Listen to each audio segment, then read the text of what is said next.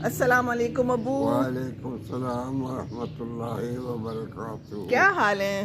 मैं ठीक हूँ, अल्लाह का शुक्र है। अम्मी का बनाया हुआ स्वेटर पहना हुआ है अबू। हाँ जी। बालों के साथ मैच हो रहा है।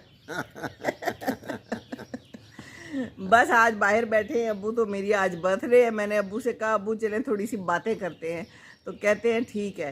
तो अबू बता रहे थे बातें, अच्छी खासा हमारी बातें रिकॉर्ड हो गई। तो खाला का फ़ोन आ गया, तो खाला हैप्पी बर्थडे सुबह से फ़ोन आ रहे हैं माशाल्लाह।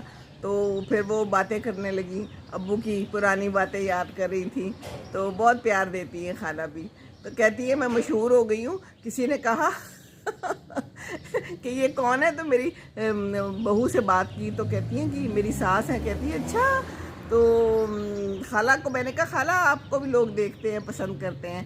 तो वो मुझे बहुत प्यार करती है और हमेशा बचपन की मेरी बातें बताती हैं। तो मैं किसी दिन उनके पास भी जाके